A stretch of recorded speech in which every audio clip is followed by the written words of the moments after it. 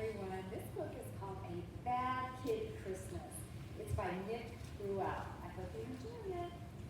'Twas the night before Christmas, and all through the city not a creature was stirring. Blam, crash, kaboom!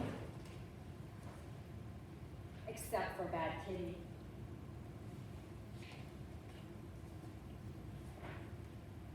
How did she get here, you may ask yourself. It's a very long story. I'll tell it myself.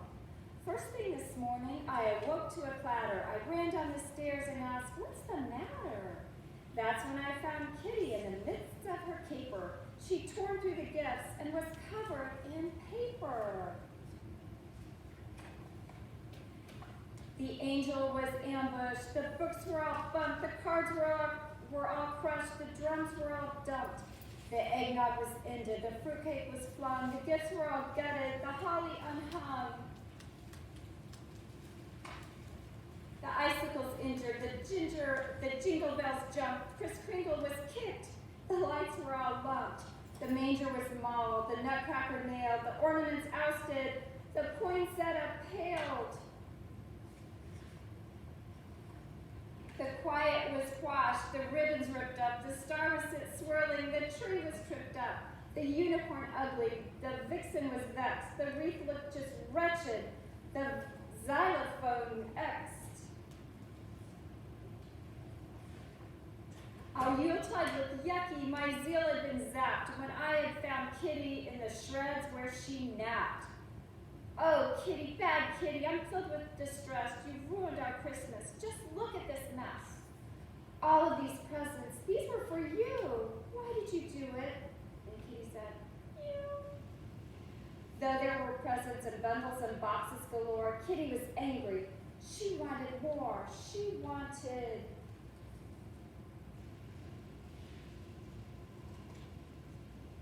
an ape and a bear and a cormorant dish. A duck and an eagle, baked with a fish.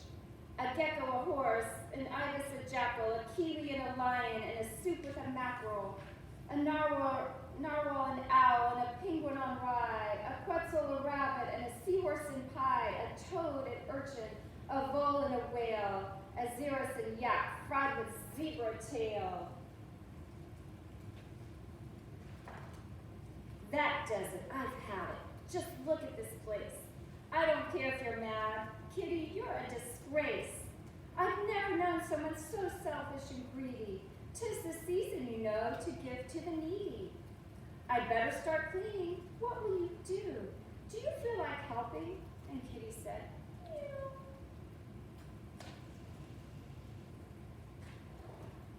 She was still miffed when we packed up to go on an afternoon trip in the Christmas Eve snow. As we left for the city to see Uncle Murray, the window was open, and she left in a hurry. "Oh, Kitty, dear Kitty, don't go, you must stay." We shouted and cried as she ran away, but still she abandoned us, right then and there and then. We thought that we'd never see Kitty again. Oh no, not Puppy too. Come back, come back.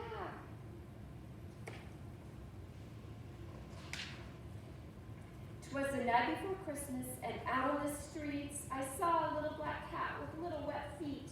She sat in an alley, a path dark and scary. She didn't look jolly, she didn't look merry. She looked so alone as she sat there and pondered, as if she was lost and unsure where she wandered. And then she began to meow and to bellow. She cried for a while until I said, "Hello? What do we have here? A little black cat. Don't you have a home? Let's look into that."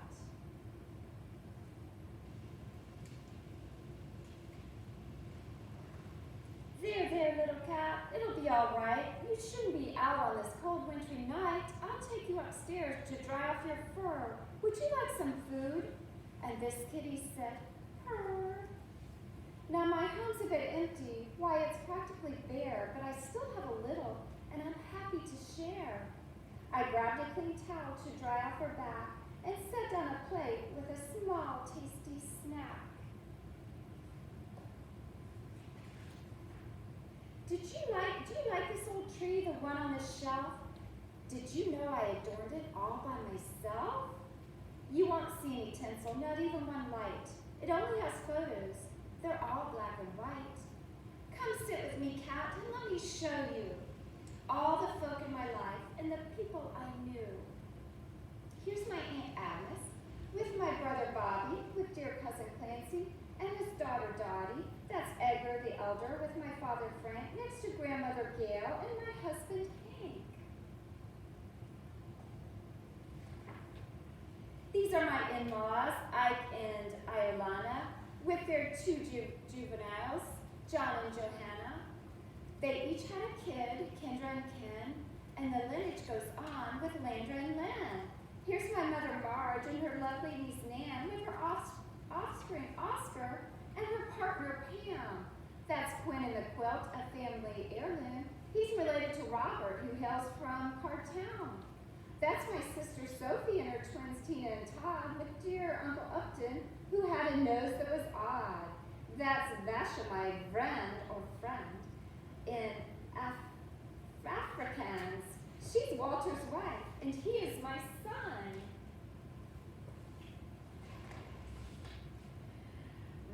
This last one's my favorite. It's the whole silly gang at a Christmas reunion where we laughed and we sang. We met in New York near the end of December. I wrote on the picture so I'd always remember. Oh, here it says Christmas 1962.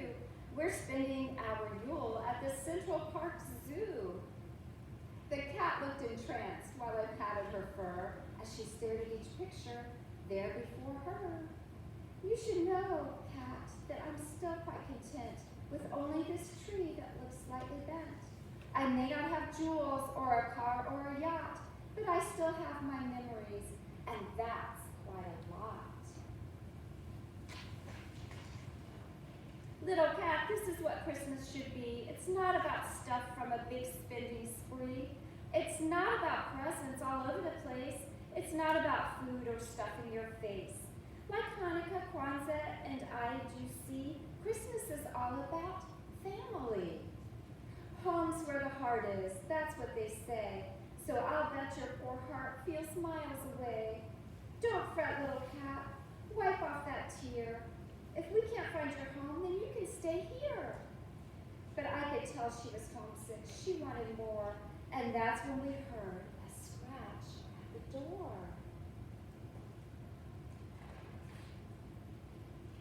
There's someone to see you, you lucky black cat. I think he knows where your home is at. Like a furry black flash, she flew out the door. She was moving so fast, she did not touch the floor. So I guess I'll be leaving, I said with a sigh. I'm so glad I met you. Tell your folks I said hi.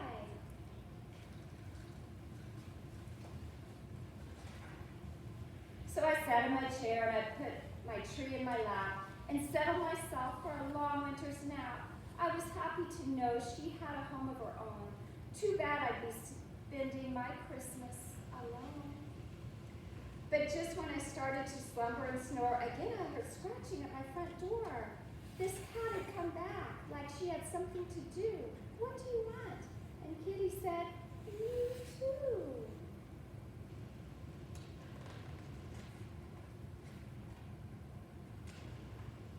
'Twas the night before Christmas. We were filled with regrets as we sat in our seats, missing our pets. The house seemed so empty without them around. I wished and I hoped they were both safe and sound.